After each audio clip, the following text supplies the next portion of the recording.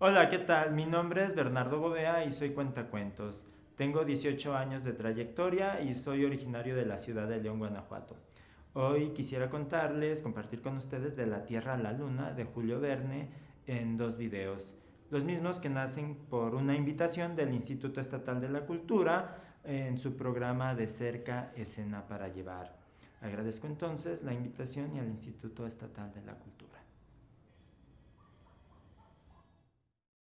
Todo comenzó durante la Guerra Civil en Estados Unidos. Por una parte estaba el ejército de los Yankees que construían cañones grandes, fuertes y que fuesen capaces de lanzar proyectiles a una gran distancia.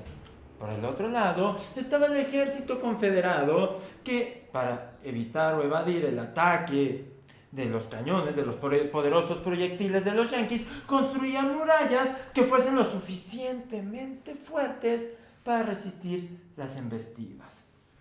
Por supuesto que cada vez que el ejército confederado construía barreras más altas, fuertes y resistentes, los yanquis respondían construyendo cañones muchísimo más sofisticados, más fuertes y que pudieran lanzar proyectiles con más fuerza y recorrer una mayor distancia. Julio Verne nos cuenta que así fue como se establecieron las circunstancias de la guerra. Por un lado, los yanquis construyendo cañones poderosos y por otro lado, el ejército confederado creando barreras que pudieran resistir el ataque de sus rivales. Pero finalmente sabemos que la guerra civil la ganaron los yanquis y los ejércitos confederados perdieron. Tras la victoria de los yanquis, muchos de los generales que habían participado en la guerra se hicieron hombres ricos y sobre todo con muchísimo tiempo libre. Ante estas circunstancias, muchos de ellos decidieron crear un club donde pudieran reunirse los fines de semana, los domingos y hablar de las cosas que más les gustaban en la vida. Por supuesto que me refiero a hablar de armas y muchas anécdotas de cuando participaron en la guerra civil. A este club se le dio por nombre el Gun Club, que no hace otra cosa sino señalar su pasión y gusto por las armas. Y se decidió que el líder y presidente de esta asociación sería Mr. Barbican, del cual hay mucho que decir. Por ejemplo, una tarde, mientras veía el atardecer con su familia, como le pareció tan hermoso, decidió quedarse a contemplar la noche. Y sobre todo, la luna. Y en un momento una idea pasó por su cabeza. Si ya durante la guerra civil habían construido cañones grandes y poderosos que podían lanzar proyectiles a una gran distancia, ¿por qué no construir un cañón que fuese lo suficientemente fuerte y poderoso para llevar un proyectil hasta la luna? La idea en sí misma lo había maravillado. La estuvo pensando toda la semana y el domingo, delante de todos los miembros del Gun Club, la expuso, pero no solo como una idea, sino como un posible proyecto para todos. Crear un cañón y un proyectil que fuese capaz de llegar a la luna. Por supuesto que a todo el mundo le gustó la idea. Y no solo fue bien recibida, sino que todo el mundo aplaudió y aprobó que se hiciera tal cosa. Pero Mr. Barbican aún tenía sus dudas, de tal manera que escribió una carta al Observatorio de Cambridge preguntando 4 cosas. La primera de ellas era si en verdad es posible lanzar un proyectil que llegue a la luna. La segunda pregunta, ¿a qué velocidad tendría que viajar ese proyectil para llegar a destino? La tercera era, ¿en qué ciudad o en qué país incluso sería más conveniente construir el cañón? Y la cuarta estaba directamente relacionada con la tercera, que tenía que ver a dónde apuntar. Pues Barbican sabía que no sería tan fácil como abrir la ventana y apuntar el cañón hacia la luna. Consciente estaba de que se necesitaba un poco más que ese impulso y el deseo. Todos los miembros del Gun Club tuvieron que esperar a que llegara la respuesta del Observatorio de Cambridge. Pasaron días, semanas, y finalmente Mr. Barbican tuvo la carta respuesta en sus manos. y un domingo, delante de todos los miembros, la leyó con calma. Todos estaban expectantes, pues sobre todo les interesaba saber si el proyecto era posible. Y se dieron cuenta que sí, que el observatorio de Cambridge señalaba que sí era posible crear un cañón que lanzara un proyectil y este llegara a la luna.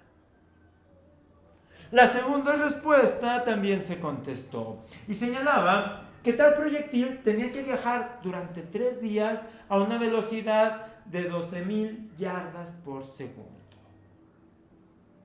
Todos pensaron que podían generar un cañón que fuese capaz de tal proeza. Ni siquiera dudaron, por arrogancia quizá, pero lo dieron por un hecho. Y la tercera pregunta se contestaba que la ciudad indicada para construir tal cañón tenía que estar bajo las coordenadas del paralelo 28.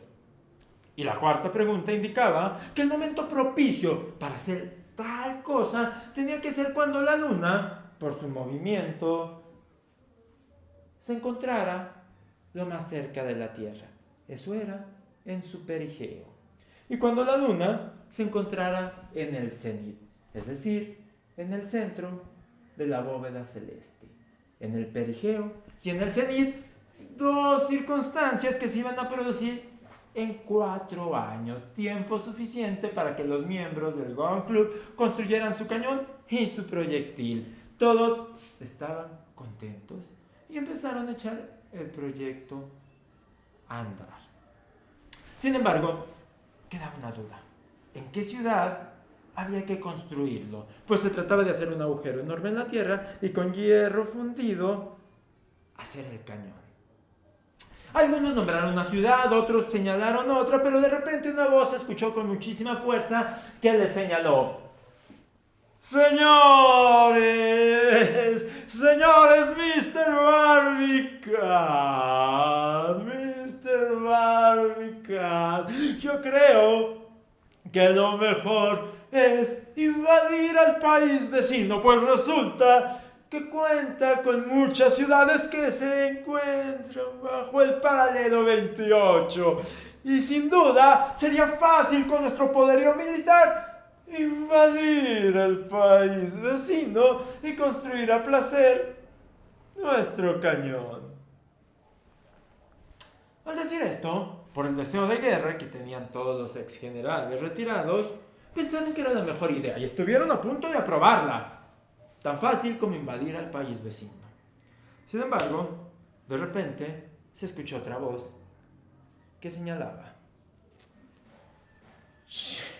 Señores, yo sé que nuestros impulsos nos llaman y nos señalan que lo mejor que podemos hacer es ir a la guerra e invadir al país vecino. Sin embargo, señores, yo les invito a que lo piensen un poco más, señores, pues este no es el momento propicio ni el indicado para iniciar una nueva guerra. Venimos, lamentablemente, de una guerra cruenta que ha dejado varias heridas en nosotros. Pienso, señores, que es algo que debemos tomar un poco más a conciencia y verlo desde otra perspectiva. Si bien, como dice el compañero en México, hay varias ciudades que pueden cumplir con el requisito, también lo es en nuestra gran nación. Hay en Texas varias ciudades y tengo entendido que en una ciudad en Florida, en Stone Hills, se encuentran también las circunstancias del paralelo 28. Por eso yo los invito a que pensemos en estas opciones.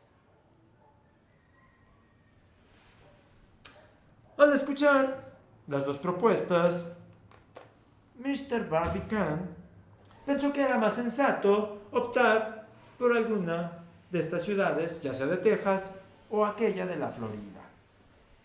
Se contrataron reporteros y se distribuyó la noticia en estas ciudades. Resulta que todas las ciudades en Texas quisieron ser la indicada. Y para no ocasionar problemas entre vecinos, Barbicane decidió que fuese en Stone Hills, en la Florida, donde se construyera el cañón. De tal manera que ya había un lugar para hacerlo. Pero había otro pequeño detalle a tomar en cuenta. Los miembros del Gun Club no querían pagar y costear el precio de todo este proyecto.